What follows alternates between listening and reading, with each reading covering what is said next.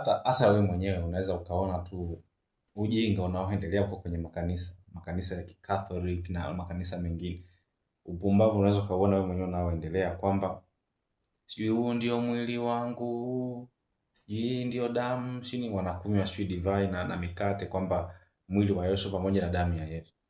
Sasa unaweza kuona tu yani ujinsi ulivyo upumbavu kwamba yani sasa haya tufanye basi kweli ni mwili wa Yesu na damu ya Yesu. Sasa unakula vya kazi gani? Tufanye basi sasa hiyo kweli ni damu ya Yesu. Sawa. Sawa, damu ya Yesu wewe unainywa ya kazi gani? Kwa sababu Yesu ni mtu kama wewe. Sasa damu yake unakunywa ya kazi gani? Mwili wake unakula ya kazi gani? Kwa unaweza kuona mambo mengine ni uzombi tu. Yaani unakuta watu tu wameshakuwa mazombi na wajielewe.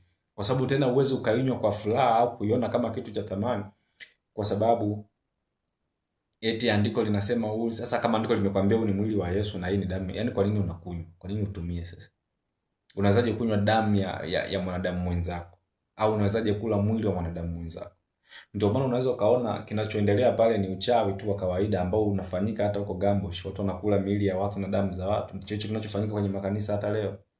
Kwamba mtu amekaa kabisa kanisani ana kikombe cha divai pale mbele anapita au sijui anapewa kwa heshima, anakula mwili wa Yesu.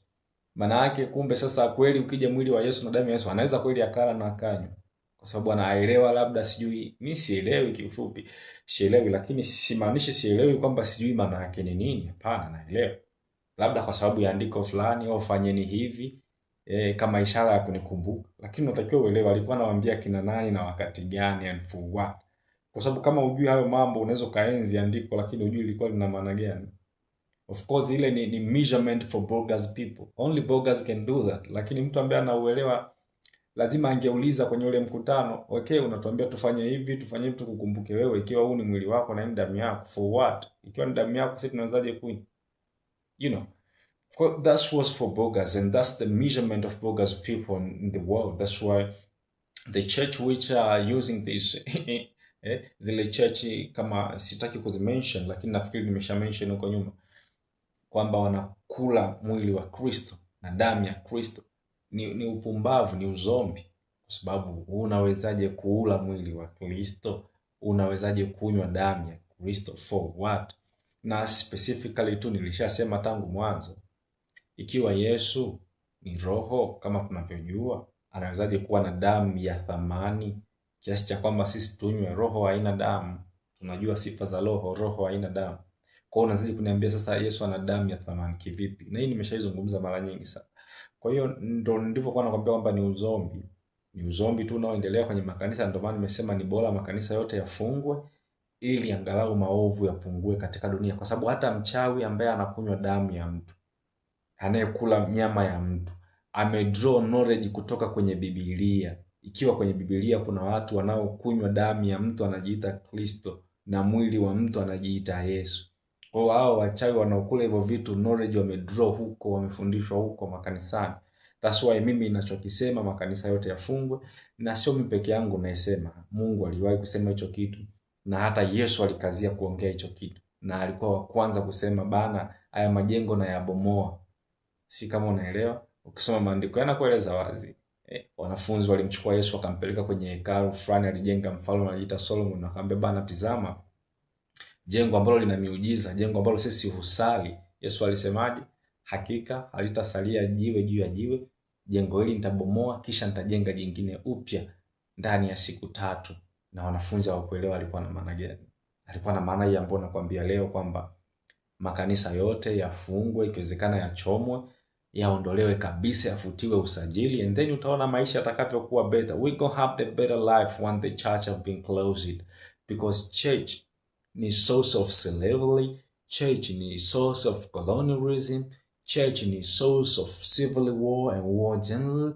That's why specifically speak that if the government or the world ikiamua kila nchi kusema inafungia makanisa, utaona maendeleo yatakavyotokea, utaona lifespan itakavyoongezeka. That's why my campaign is to close every church in the world, na watu wawe free from believing of what they know, because kama dini ipo na Mungu anataka watu wasali, Mungu anaweka automatic system for hao watu kwamba wanapokuwa tu wakizaliwa wanatakiwa wamdetect yeye ana wahack by code.